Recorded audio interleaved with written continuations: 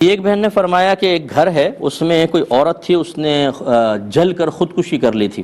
اب کہتے یہ ہیں کہ وہ نظر آتی ہے سفید کپڑوں کے اندر اور محلے والوں کو بھی نظر آتی ہے، اور ان کو محلے والوں کو ڈراؤنے خواب نظر آنا شروع ہو گئے ہیں۔ تو کیا وہ عورت کوئی نقصان پہنچا سکتی ہے، اور کیا وہ کسی کے بدن میں داخل ہو سکتی ہے؟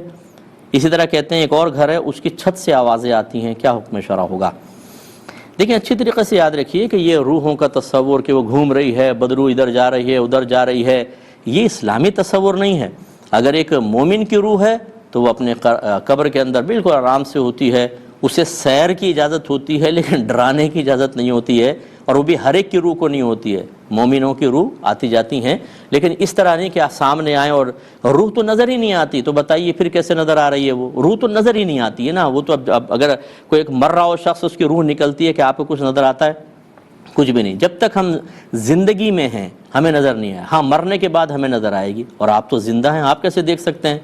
اور اگر وہ کسی کافر کی، بد مذہب کی روح ہو، مرتد کی ہو، یا بہت ہی فاسق فاجر، تو یہ معذب روحیں ہوتی ہیں، یعنی ان پہ عذاب ہو رہا ہوتا ہے، ان کو تو کہیں نکلنے کی اجازت ہی نہیں ہوتی۔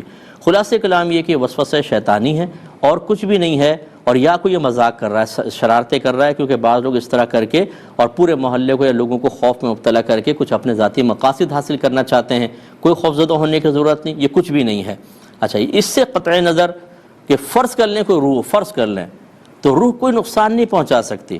آپ خود بتائیے، کیا ایک روح تو جسم کے بغیر کچھ بھی نہیں ہے، ایک ہوا کی طرح ہے، وہ کیا نقصان پہنچائے گی آپ کو؟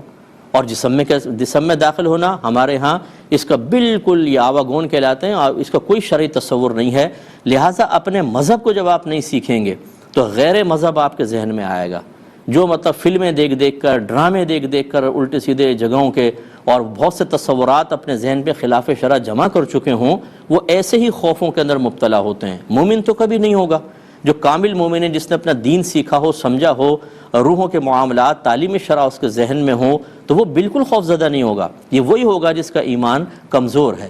دوسرا جو آپ نے کہا کہ محلے والوں کو ڈراؤنے خواب، یہ اصل میں نفسیاتی ایک اثر ہوتا ہے۔ آپ بہت ٹینشن میں ہوں، آپ سوئیں، آپ کو خواب میں ایسا لگے وہ قتل کر رہا ہے، کتے پیچھے بھاگ رہے ہیں، بھیڑیا آپ پہ حملہ آور ہو رہا ہے، تو یہ بعض طبعی خواب ہوتے ہیں۔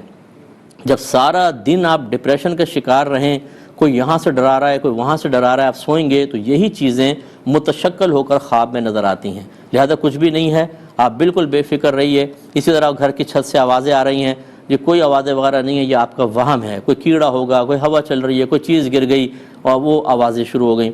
مذہب اسلام میں ان چیزوں کا کوئی تصور نہیں ہے۔ ہاں جنات ہو سکتے ہیں، جنات بعض اوقات تنگ بھی کرتے ہیں، لیکن اس طرح نہیں کرتے ہیں کہ وہ سامنے آ رہے ہیں اور یہ ہو رہا وہ ہو رہا ہے۔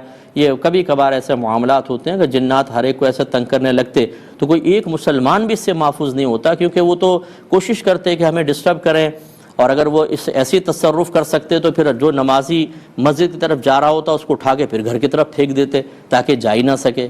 ان کو ان تصرفات کی اجازت ہی نہیں ہے، اگر ہوتی تو پھر یہ بہت کچھ کر لیتے، یہ صرف دعوت دے سکتے ہیں اور کچھ بھی نہیں۔ تو خلاصہ کلام یہ ہے کہ یہ وسوسہ شیطانی ہے۔ ہمت کریں اور کامل مومن بنیں اور اپنا دین سیکھیے، خدا را خاص طور پہ عقائد سیکھیے تاکہ آپ کا ایمان مضبوط رہے۔